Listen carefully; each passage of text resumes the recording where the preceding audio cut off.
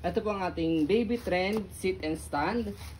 Good for 6 months old. Both seat dahil adjustable po siya for semi-reclined. Tooth ladder na po yan. Especially yung kanyang back seat. Pwede siyang sit and stand. Around 5 to 7 years old. Selling this as is po Again, selling this as is. Okay? So already washed and ready to use na po ito. Ito po yung details po niya one by one.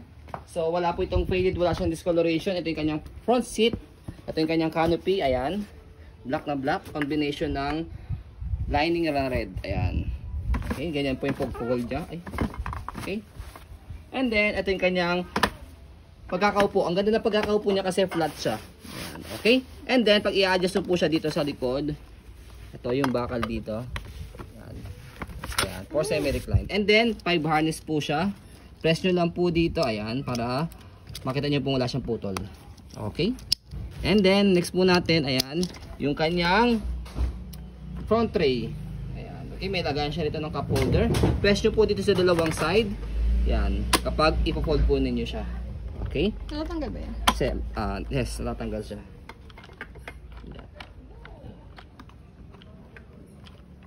Ito? Hindi, press yan. Dito.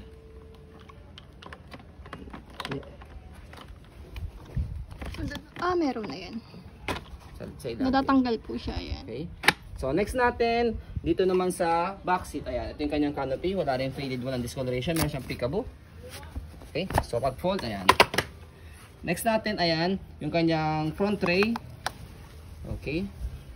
And then, next natin, so ayan yung baby po namin, naka-adjust po siya for... Sakto-sakto sa'yo, nak. Medyo semi-recline, pero pwede nyo pa siyang semi-recline dyan, ha. Okay, so next natin is yung kanyang, dito ako muna baby sa harapan. Lipat ka. Okay, so yan po. So sa kanyang back seat, ayan. Sorry. 3 harness lang siya. Okay.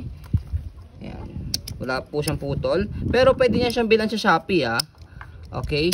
Para dito, ma-shoot niyo po dito. Yung ginagano lang. Yung merong hook dito. Yung may hook. Yan. Okay. So mura lang naman yung. Baka wala pang 100 pesos po yan. So ayan. Press nyo lang po dito ulit. Pag ilalagay nyo po, pag ipo-fold nyo po siya. Pag natanggalin to. So pag natanggalin po ito, ayan. Di sabit lang naman siya rito. Yan. Madali lang siyang tanggalin. Ayan, next, ito yung kanyang pad for sit and stand. And then, meron siyang, ang kagandahan sa kanya, merong footrest for back seat. Sa iba kasi mga tandem wala siyang footrest. Next natin, yung kanyang body frame. Andun muna. Sa handle, so ayan. So sa handle, ayan. Yan po yung kanyang details.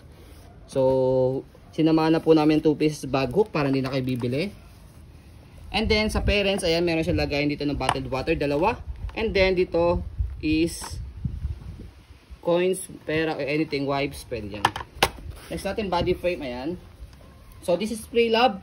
Expect po minimal scratch siya. Kung gusto niyo po ng walang scratch, brand new po ang hanap po ninyo. Ayan. So ang kagandahan pa po sa kanya, yung kanyang front wheels is by twos.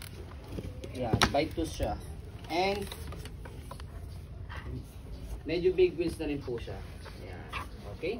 So next natin, yung kanyang kabilang side ng body frame. Ayan. Ayan. And then stopper. Ayan. Tapos, all goods yung kanyang stopper. And then yung kanyang stand. Footrest for sit and stand.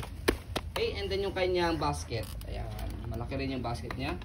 So, wag overload sa basket para hindi siya masira, So, stroll po muna natin to make it sure na wala siyang problem regarding sa mechanism. For example, yung baby namin, turning 4 years old, ang weight po niya is turning 14 kg. Na-adjust ba yung or around 14 kg, ayan.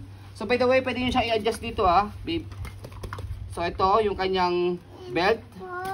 Ayan. So, para mas medyo nakahiga po siya. Ayan. Ayan. Medyo nakahiga pa po siya. Ayan. Okay. So, ito para mag-fit po ninyo yan. Dito. Yan. Ganun sa kabila. Para mag-fit po siya. Okay. And then, next natin, sa pag-fold po sa kanya. Pero adjust muna natin to. Sige mo na, baby. Yan. Wala pang rider. Wala pa. Ay, meron na yata. Ayan.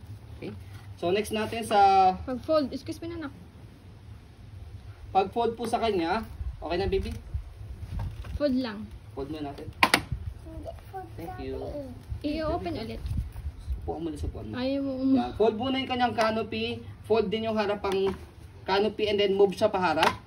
Yan. Kailangan talaga i-move para ipapakita namin. Sa handle, slide and press. Makikita nyo po yung unlock, slide and press. Kasi kapag hindi nyo ni-slide, nakalock siya.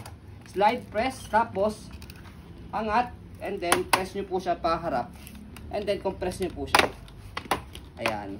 So as you can see, ito yung kanyang harapang canopy. Pinod ko siya paharap. Okay? And then, compress nyo lang po siya para malak.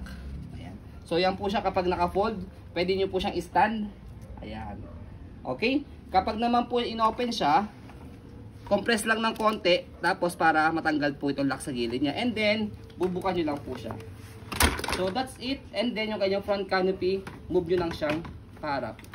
So yun, as you can see, madali lang po siyang i-open saka i-fold. Dali. So ayan po.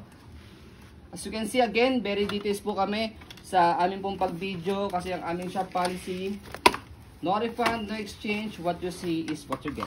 So po, maraming salamat. Have a nice day and God bless po.